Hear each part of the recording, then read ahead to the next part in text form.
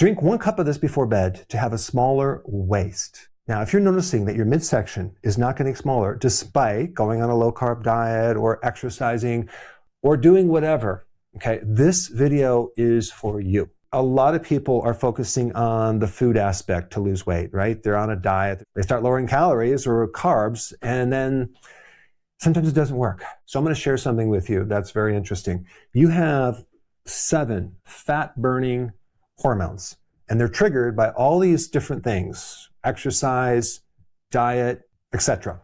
But there are 2 other hormones that are countering it. These 2 other hormones are dominant. And in the presence of these 2 other hormones, all of these fat-burning hormones will not work because these 2 hormones are way more significant and they have way more influence over these hormones. The first one is called cortisol. People think cortisol is just a stress hormone, right? Cortisol is also a fat-storing hormone, specifically at night. That's right. When you go to sleep at night, normally you go through 4 waves of sleep. It's called a circadian wave. And so you start going to sleep and you have these superficial waves and then the deep delta wave. This is where most people burn the fat, in the deeper sleep. And by the way, the lowest circadian wave of cortisol, the stress hormone, is at 2 a.m. in the middle of the night. So that gives the body the opportunity to actually burn all this fat, repair, and heal. If cortisol is too high at night, regardless of how many fat-burning hormones that you're triggering, these will not work. In other words, cortisol cancels out the effect of all the good things that you're doing to help you lose weight, especially in your midsection. Today I'm going to show you a very simple thing you can do. It's a drink before bed. So that way, when you're stressed during the day, you don't have to go into sleep with high cortisol. It can go lower and you can actually tap into more fat and wake up with a much smaller stomach, since most of the fat burning occurs when you're sleeping, if you're sleeping. But just to clarify, when you're exercising, when you're dieting, you're not actually burning fat at that point. You're sending signals hormonally into the body that create this effect about 24 to 48 hours later, if you're sleeping and if you're getting the deep delta wave sleep. Real quick story. I had this gal that was eating perfectly. She was at the gym. Over the course of a year, she lifted over 3 million pounds. Okay, guess how much weight she lost over the course of a year? It's only 1 pound. Why? Because her cortisol was too high and it was preventing her from sleeping and getting the benefit of all that exercise and good work being on the right eating plan. So it's not just about your diet. It's not just about exercising more. It's about really understanding these counter hormones that are blocking your progress. And the other hormone, you probably already know this, insulin, okay? Insulin is a fat-storing hormone. In the presence of insulin, these fat-burning hormones will not work. So both of these hormones kind of work together to kind of sabotage you if they're too high. And the one thing about cortisol is cortisol, when it goes up, it actually will then mobilize sugar. It turns protein into sugar, sometimes your own muscles, like your legs or your buttocks muscle, and it turns that into sugar as fuel because it's a survival mechanism, and then that will actually increase this. So one will feed the other. And one of the challenges with having high cortisol and not lowering it before you go to sleep is if you're not sleeping well, you are going to crave the wrong foods the next day. You're going to wake up with higher levels of cortisol. So you're going to be more stressed out if you're not sleeping. Now, this next thing I want to share with you is super important. So if you checked out, just check back in right now, because so many people will tell you that you just need to have more willpower. You just need to have more discipline, right? Well, willpower and discipline don't work when you're in stress mode. I mean, you know this with your friends and family, with yourself. As soon as people go through stress, the willpower, the discipline goes out the window. So it's so important to keep this stress cortisol thing as low as possible if you're trying to reduce your midsection weight.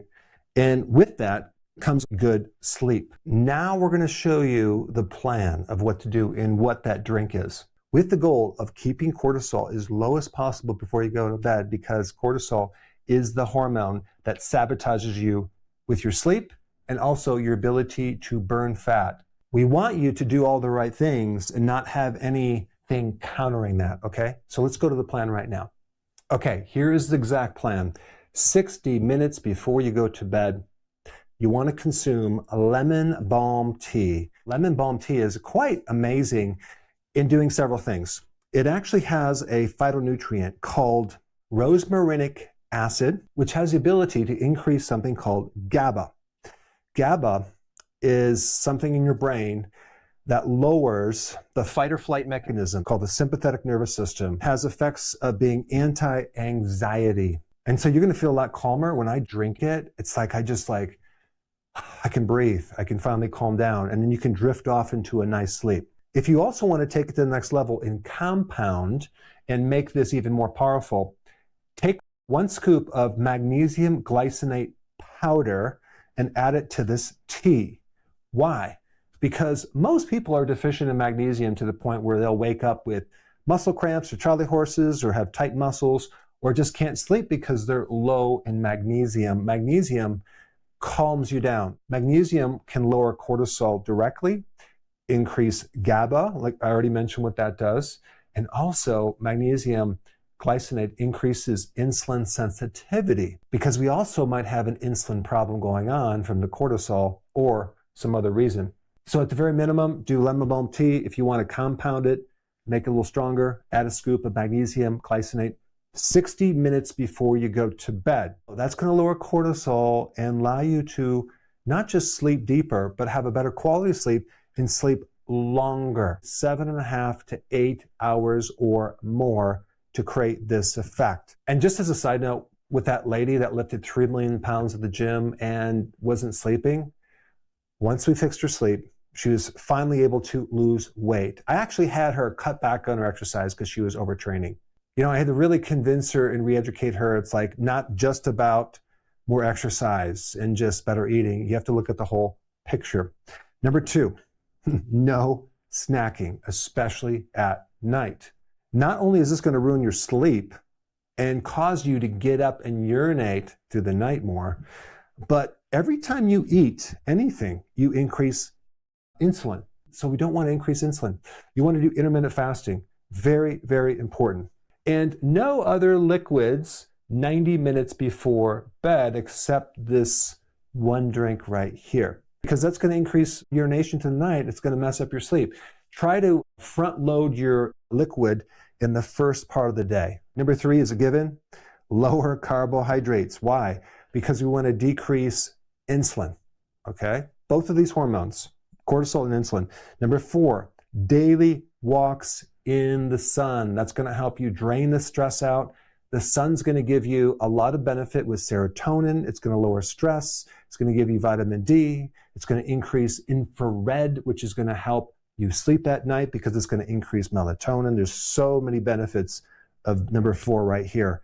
I do number 4 even in the winter every single day because it's so, so important. And number 5, write down all your problems and incomplete projects on some paper or notebook before you go to bed, because the last thing you want to do is go to bed solving all these problems at night. Again, this relates to cortisol, right?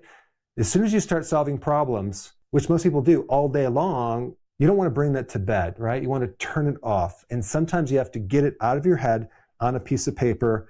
And if you try this and you're still thinking about problems, then you need to get that notebook out and write more until it's all out of your head so you can turn it off and then sleep through the night.